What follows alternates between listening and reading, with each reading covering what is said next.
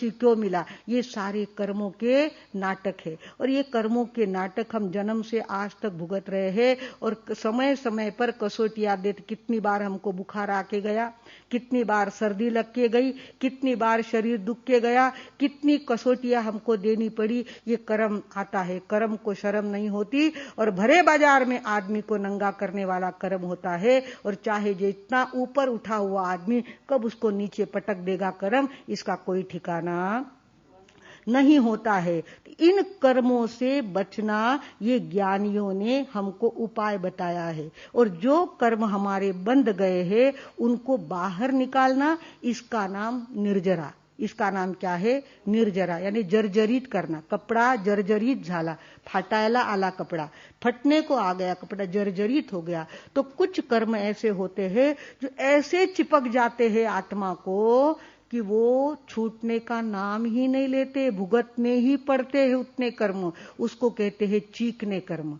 वे कैसे होते हैं? चीकने कर्म। हमारे शरीर पे कपड़ा पहना हुआ है, उस पर तेल या घी का दाग लग गया और उस पर धूल रह गई, झटकने से निकलेगी क्या वो? नहीं, वो तो साबु पानी और हाथ का जोर लगाएंगे तभी निकलेंगे। और कुछ कर्म होते हैं लूखे। वो कैसे होते हैं? तूफान उठा, धूल उड़ी, हमारे कपड़ों में पियाई, हमने भी झटक दी, झटक गई धूल, साफ हो गई। कुछ कर्म होते हैं लुखे और कुछ कर्म होते हैं चीकने। तो चीकने कर्म होते हैं सुई का एक बंडल, सुई का बंडल अग्नि में तपाओ और सुई से सुई चिपक जाए, उसके बाद आप कहो कि उन सुइयों को अलग करो, तो अलग होगी क्या? लोहा सुई का गड्ढा तपा दिया, वो पक्का हो गया, वो चीकने कर्म हो गए। और एक सुई का बंडल हमने लिया और रबर बैंड से उसको बांध दिया और आपको कहा कि एक एक सुई निकाल के दो, तो आप दे सकते हो। तो रबर बैंड में लपेटी हुई सुइया ये लूखे कर्म है, और अग्नि में तपाई हुई सुइया ये चीकने कर्म है। कुछ कर्म भुगतने ही पड़ते हैं, इतनी वेदना सहन करनी ही पड़ती है। हमारे यहाँ पर वो गुजराती लड़का आता है, तपश्चर्या कर रहा है, मांस खमन करने की उसकी भावना है। देखते देखते वो बंबई में सर्विस कर रहा था, लाख रुपए का लोन लेकर के कच्छ में भेजा उसने बहन की शादी के लिए। माँ बाप ने गहना खरीदा, शादी की तैयारी हो गई और 4 दिन में शादी होने वाली थी, उसके बीच भूकंप आ गया और उसके माँ बाप और भाई बहन वहीं के वहीं गड़प हो गए। ये चीकने कर्म जीव को भुगतने पड़ते। उस जीव की क्या हालत हुई होगी कि मेरी मम्मी गई, मेरे पप्पा गए,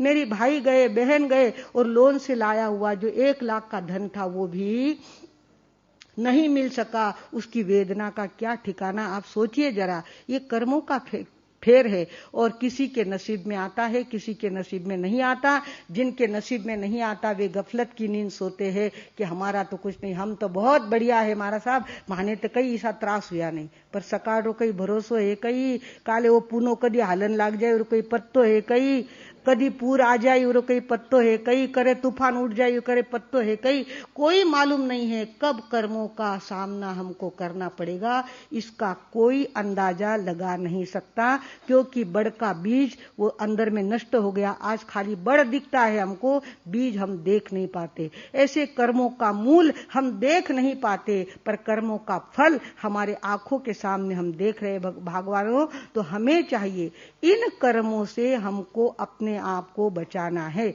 उसके 2 प्रकार है। एक तो कर्म भोग करके भोगे जाते हैं, भोग करके खत्म किए जाते हैं, और एक कर्म है कि कर्जदार हमारे पास आए, उसके पहले ही हमने उसके घर उसका अमाउंट पहुंचा दिया। वो मेरे घर मांगने के लिए आने वाला था, उसके पहले मैंने क्या कर दिया, उसकी रकम उसके घर पे पहुंचा दी। उसको कहते हैं उदीरना। उसको क्या कहते हैं? उदीरना। यानी हमारे पास कर्म तो है ही। मधुस्मिता जी ने आपको उदाहरण दिया, टब, मग्गा और ऊपर का नल। नल बंद करना, इसका नाम क्या हो गया? आश्रय द्वार बंद करना। उसके बाद आने वाले पानी को नल चालू रहना, इसका नाम आश्रय। नल चालू है, इसका नाम आश्रय। चालू नल को बंद कर देना, इसका नाम संवर, कि ऊपर से आने वाले पानी को रोक दिया। पर नीचे टब में पानी पड़ा है और डॉक्टर ने वो टब खाली करने को कहा है, तो कैसे वो जब तक खाली नहीं करेगा एक एक मग्गे से, या टब टेढ़ा करके खाली नहीं कर देगा तब तक उसकी परीक्षा पूरी नहीं होने वाली। इस तरह से हमारे आत्मा रूपी टब में जो कर्मों का पानी इकट्ठा हुआ है, उस कर्मों के पानी को उलीचना, उसको निकाल देना, इसका नाम है निर्जरा। उसको जर्जरित कर देना। मेरे पास जो कर्म है उसको मैंने जर्जरित कर दिया, उसकी उदीर्णा कर देना। उदीर्णा कर देना यानी निकाल देना, उसको बाहर निकाल देना, मांगने से पहले दे देना।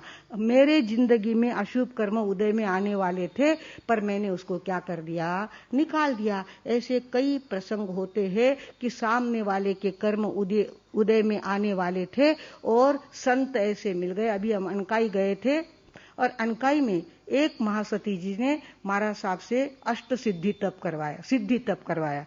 1 उपवास पारना, 2 उपवास पारना, 3 उपवास पारना, 4 उपवास पारना।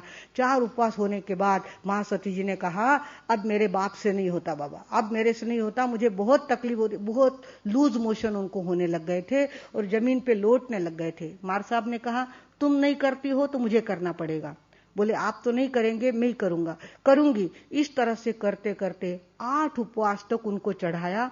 8 उपवास के पारने उनके हुए और लूज मोशन जो हुआ था उसके द्वारा उसके शरीर में जो कैंसर बढ़ रहा था वो सारा निकल गया, सारा कैंसर साफ हो गया। 8 उपवास का पारना होने के बाद महाराज साहब ने कहा, तेरे शरीर में कैंसर ने अपनी जड़ जमा दी थी और उस कैंसर को निकालने के लिए मुझे ध्यान में महसूस हुआ कि इसके द्वारा जो सिद्धि तप करवाया तो इसकी सफाई हो जाएगी। तुझे ये लूज मोशन हुए, मरी तो नहीं ना तू?